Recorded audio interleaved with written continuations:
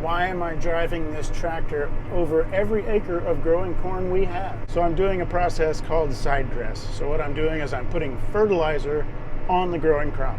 So these coulters and knives rolling on the ground, the knives have a tube that go down the back that's taking liquid being pumped out of the applicator and putting it in the ground. So I'm dressing it to the side of the crop. There's also top dress. Top dress would be like you take a broadcast spreader and spread a dry product. Think of it like using a spreader, putting dry fertilizer on your lawn. You're top dressing your lawn when you do that. So this is side dress. I'm putting fertilizer on, obviously in the growing crop because there's corn out there. So why do we do it now? To do it now when the crop is up and growing is both beneficial economically and environmentally. So why is that?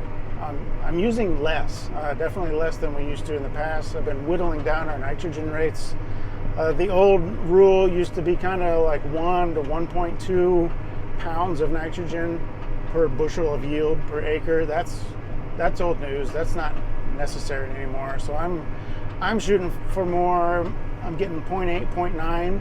If we have a really good weather year, I've had fields get down to half a pound of nitrogen per bushel of corn, so that's really good. But that kind of 1-to-1, I don't think that's necessary anymore.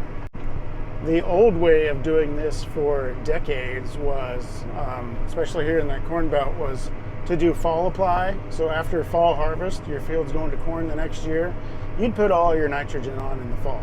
Or possibly in the very early spring before planting. Some do that now. A year like this year when it's been very dry, nitrogen moves with water, so the wetter the year, you're higher at risk of losing nitrogen. This has been a very dry year, so probably not losing any. So all ahead might be the same as side dress this year, but that's just something you don't know that any year going into the year. So the question I get a lot is, okay, yeah, but your corn is up and growing. Aren't you killing a whole bunch of it by driving on top of it?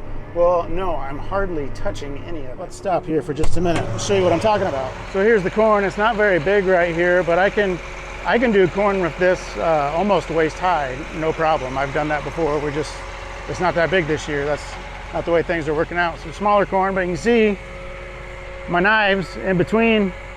They're going in between the rows. The gauge wheels that hold up the wings, they are going between the rows. But what about the big tires on the applicator and the tractor? Let's check those out. So you can see, even though I got these 420 wide tires and 480 on the back, they go right down these 30-inch rows, and the corn goes right between the tires, right there. And right there, don't even touch it. Same back here on the applicator. I think those are skinnier. They're maybe like a 380. I can't see it from here. Yeah, I think it's a 380. So those are skinnier. That's no problem. What about when I turn around? So here at the end where I turn around, the end row is obviously planted perpendicular. So get to the end, pick up the applicator. So all the knives are up out of the ground now. I make my turn. I actually turn, go straight for a second, right in the wheel track where I did these end rows. Keep turning. Resume my auto steer GPS. Put the wings back down. So yeah, when I turn, I run over a little corn, but it's no big deal. I try to go as straight as I can on the end in my wheel tracks from when I did the previous pass across the end row. And the corn that's this small that I showed you earlier, a lot of that's going to come back because the growing point is so low to the ground. I'm not going to break it off and kill it. It might be stunted for a little bit. And corners of the field where you got a back end or something, run over stuff twice. Yeah, the stuff you hit twice probably dies. If the corn is bigger, like if I said, like, especially if I was up to that like waist high corn and I was running and it was actually kind of brushing against the frame of the toolbar back there, where I turn, it would kill that. It's really minimal and offset by the fact that I'm putting on less nitrogen. So those few corn plants that die, they're not bothering me that much. This is also the same tractor I plant with. So my applicator is 60 foot wide, my planter is 60 foot wide, so they're the same width. I'm running the exact same track both times. So obviously the planter rows are where the corn is, so they're offset 15 inches from where the applicator is. So they're complementary to each other. This is set up to run in between the planter rows, as is the tires on the tractor.